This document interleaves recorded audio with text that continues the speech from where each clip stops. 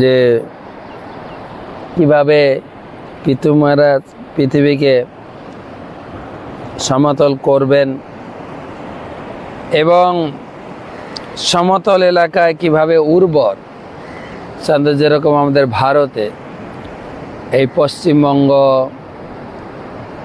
বা পার্শ্ববর্তী কিছু অঞ্চল এই শস্য ধান গম রবি শস্যের জন্য খুব উর্বর, অন্যান্য এলাকায় এত জল প্রদাহ নেই, শান্ত মরুভূমি, সেখানে অন্য কিছুর উপরে নির্ভর করতে হয়। যাই হোক, আজকে পিতৃপক্ষের মূল দিবস। আজকে পুণ্য অর্জনের জন্য একটা বড় তিথি। পিতৃপক্ষ মানে হচ্ছে, আমরা সামনে রবিবার আলোচনা করব, পিতৃপক্ষ আমার পিতৃপুরুষেরা যদি কোথাও কোথাও থাকেন, তারা অপেক্ষা করেন আমার বংশের কেউ আমার উদ্দেশ্যে তর্পণ করবে। তর্পণ, এই তর্পণ করলে সে পিতৃপুরুষরা উদ্ধার হয়ে ঊর্ধ্বগতি লাভ করবে। তো সেই জন্য বহু লোক আসেন, আর সেটাকে কেন্দ্র করে আমরা গঙ্গাসাগরে উপস্থিত হয়েছে একটা বড় প্রচার। যারা যারা পিতৃপক্ষে স্নান করার জন্য এসছেন তাদের কাছে প্রসাদ বিতরণ, হরিনাম বিতরণ, জপমালা গ্রন্থ বিতরণ। সেজন্য আমরা মায়াপুর থেকে প্রায় 50-55 জনের একটা টিম আমরা এসে উপস্থিত হয়েছি। তো এই গঙ্গাসাগর বিশেষ কেন মাহাত্ম্যপূর্ণ? সঙ্গম, সমুদ্র এবং গঙ্গার সঙ্গম, গঙ্গা আর সাগরের মিলনস্থল। আপনারা শুনেছেন সগর মহারাজ, তিনি ভাগবতমের 5ম স্কন্ধে পাওয়া যায়। সগর মহারাজ তিনি 100টা অশ্বমেধ যজ্ঞ করবেন সংকল্প করেছিলেন। 99টা হয়েছে, আর একটা যদি সম্পূর্ণ হয়ে যান তাহলে সগর মহারাজ স্বর্গের ইন্দ্র হয়ে যাবে। এটা তার যোগ্যতা। কেউ যদি 100টা যজ্ঞ ভালোভাবে সম্পন্ন করতে পারে, আর সেই জন্য ইন্দ্র এবং ইন্দ্রের পুত্র এই যজ্ঞাস্য অপহরণ করলেন। সগর মহারাজের 2 স্ত্রী কেশিনী আর সুমতি, একজনের এক ছেলে যার নাম হচ্ছে অসমঞ্জস্য, আর দ্বিতীয় পত্নীর 60,000 সন্তান ছিল, বেশি না। তো অসামঞ্জস্য কথা থেকে আমরা বুঝতে পারছি যে সে সামঞ্জস্য ছিল না, উৎপটাং কাজ করত। বন্ধুদের সঙ্গে সাথীদের সঙ্গে খেলা করতে করতে বন্ধুদের গলা টিপে মেরে ফেলতো, পুকুরে ছুঁড়ে দিত, আকাশে ছুঁড়ে দিত। উৎপটাং, অসামঞ্জস্য, সামঞ্জস্য ছিল না। রাজা তাকে অনেক শুধরানোর চেষ্টা করেছেন, পারেননি, তাকে রাজ্য থেকে নির্বাসন দিয়েছে। তো বাকি থাকলো 60,000 সন্তান। এদিকে যজ্ঞাস্য অপহরণ হয়ে গেছে। যজ্ঞ সম্পন্ন করার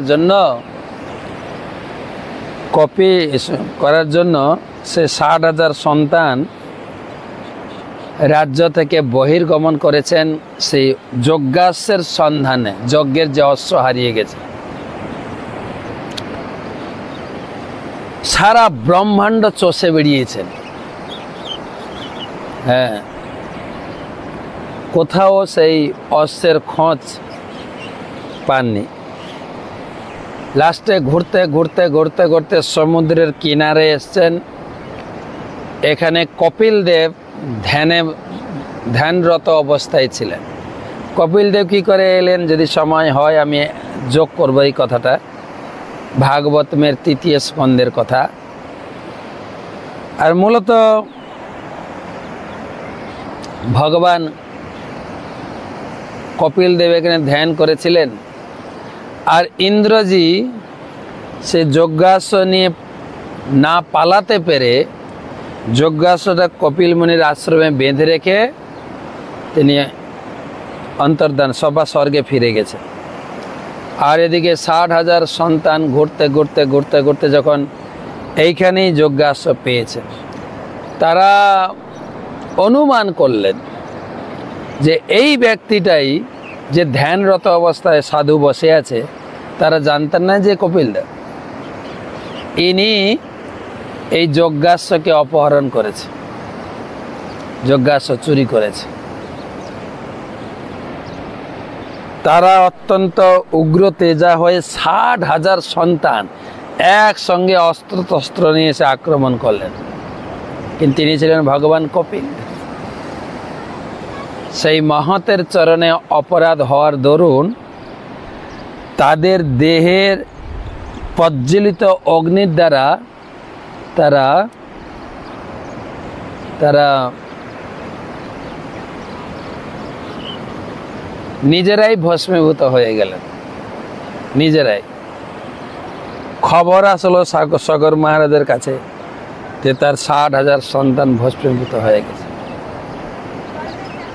তখন সগর রাজা এসে বুঝতে পারলেন ইনি হচ্ছেন সাক্ষাৎ কপিল, সাংখ্য দর্শনের প্রবর্তক কপিল দেব।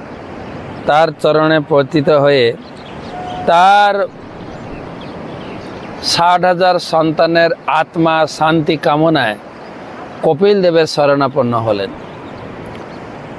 তো ভগবান কপিল দেব বলেন, একটা উপায় আছে, স্বর্গের ভগবতী গঙ্গা যদি এই মর্তে আবির্ভূত হয়ে এই সন্তানদের ছাই ভস্মের উপর দিয়ে প্রবাহিত হতে পারে, তবে তাদের উদ্ধার। তো সগর মহারাজ তিনি সেই অশ্বমেধ যজ্ঞকে স্থগিত রেখে গঙ্গাকে আনয়ন করার জন্য তিনি তপস্যায় বসলেন। সত্যযুগে ছিল ধ্যান তপস্যায় বসলেন। তো তার জীবদ্দশায় তিনি তপস্যা করেও গঙ্গা মাতাকে সন্তুষ্ট করতে পারেননি বা গঙ্গাকে আনতে পারেননি। শেষ জীবনে তিনি তার পুত্র অসমঞ্জস্যকে ডেকে রাজ্য সম্প্রদান করে তপস্যায় গেলেন। কিন্তু তিনি আবার তার পুত্র অসমঞ্জস্যকে তিনি আদেশ প্রদান করে গেলেন, তুমিও তোমার জীবনে তপস্যা করে এই গঙ্গাকে এই মর্তে প্রবাহিত করার জন্য তুমি চেষ্টা করো। তো সগর মহারাজ তার পুত্র অসমঞ্জস্যের পুত্র দিলীপ না অংশুমানও তার সারা জীবন গঙ্গা মায়ের তপস্যা করে তিনিও গঙ্গাকে এই মর্তে আনয়ন করতে সমর্থ হননি। অংশুমানের পুত্র দিলীপও রাজকার্য সমাপন করে তার জীবদ্দশায় তিনিও গঙ্গাকে আনতে সমর্থ হননি। দিলীপের পুত্র ভগীরথের তপস্যায় শেষমেশ মা গঙ্গা আবির্ভূত হলেন এবং ভগীরথকে দর্শন দিলেন। ভগীরথ প্রার্থনা করলেন, মা গঙ্গা বললেন, বৎস ভগীরথ, তোমার তপস্যায় আমি সন্তুষ্ট হয়েছি, তুমি কিছু বর প্রার্থনা করো। তখন ভগীরথ বললেন, মাতে, আমার পূর্বপুরুষরা ভগবান কপিল দেবের ক্রোধাগ্নিতে দ্বারা তারা ভস্মীভূত হয়ে গেছে। তাদের উদ্ধার হেতু আপনাকে এই মর্তে আগমন করতে হবে। মা গঙ্গা প্রস্তাবে রাজি হলেন, তিনি শর্ত রাখলেন, বলছে আমার দুটো প্রশ্নের সমাধান করে দিতে হবে। বলছে কি প্রশ্ন? না, প্রথম প্রশ্ন ছিল যে আমি এই স্বর্গ থেকে এই ভূমিতে অবতীর্ণ হব, কিন্তু আমার এই বিশাল বেগ কে ধারণ করবে? যদি বেগ ধারণ করতে না পারে তাহলে তো আমি এই পৃথিবী ভেদ করে পাতালে চলে যাব। ভগীরথ চিন্তা করলেন যে মা গঙ্গাকে আনতে কত পিঁড়ি গেল? 5 পিঁড়ি না? সগর, সগরের পুত্র অসমঞ্জস্য, অংশুমান, দিলীপ, ভগীরথ। মা গঙ্গাকে এই জগতে আনতে 5 জেনারেশন, 5 পিঁড়ি লেগে গেল। আবার কোন দেবতাকে তপস্যা করলে সে যে কয়েক পিঁড়ি লাগবে? কেন নিয়েছেন স্বর্গের দেবী, স্বর্গের দেবীকে কে ধারণ করবে? স্বর্গের দেবতা। তো কিন্তু এই চিন্তা করে কোন দেবদেবী খুব সহজে সন্তুষ্ট হয়? একজন দেবদেবী, শিব ঠাকুর। শিব ঠাকুরের ধ্যান করলেন, শিব ঠাকুর সহজে সন্তুষ্ট হন। শিব ঠাকুর আবির্ভূত হয়ে বলেন, বৎস আমি তোমাকে কি বর দিতে পারি? ভগীরথ বললেন, প্রভু আমার পূর্বপুরুষরা তারা মহতের চরণে অপরাধ করার ফলে তারা ভস্মীভূত হয়ে গেছে। আমি তাদের উদ্ধার হেতু মা গঙ্গাকে এই জগতে আনয়ন করতে চাই। মা গঙ্গাও রাজি আছেন, শুধু আপনার সহায়তা চাই।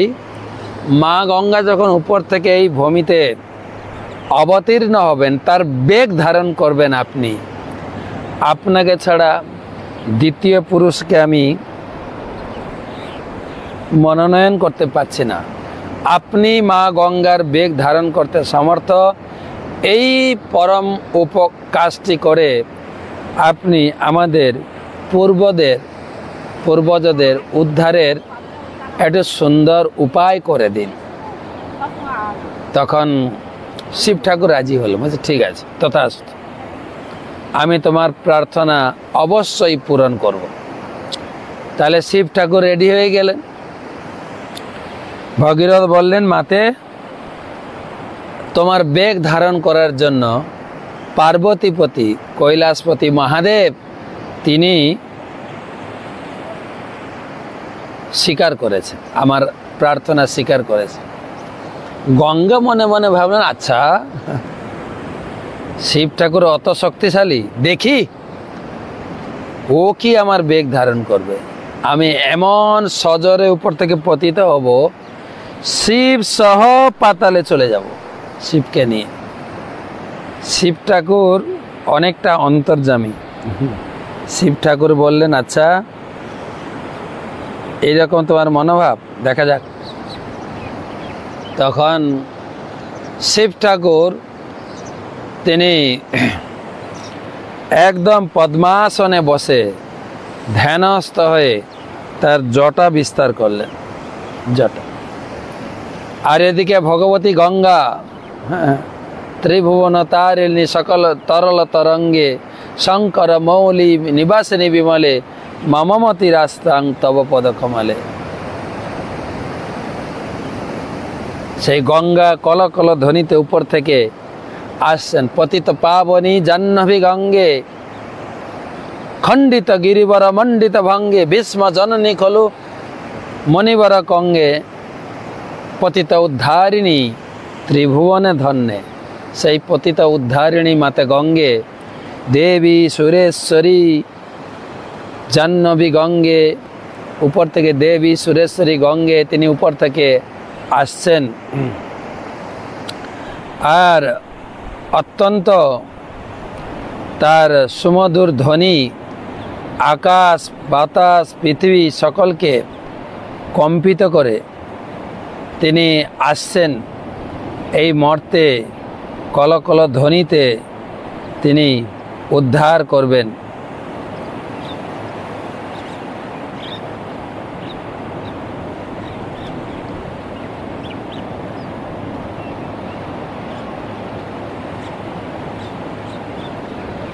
আর সে অপূর্ব শোভা বিস্তার করে, এদিকে শিব ঠাকুর জটা বিস্তার করে তিনি অপেক্ষা করছেন মা গঙ্গার আগমন। আর উপর থেকে আমাদের কি বলে শঙ্করাচার্য এটা সুন্দর এই গঙ্গা স্তোত্র গেয়েছে। আমি দেখছি এখানে আছে কিনা। দেবী সুরেশ্বরী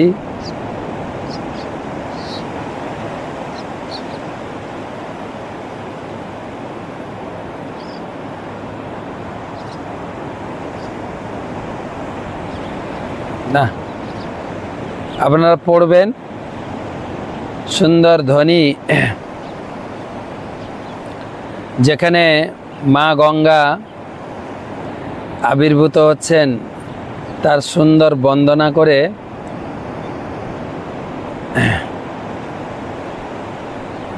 করে শঙ্করাচার্য গাইছেন যে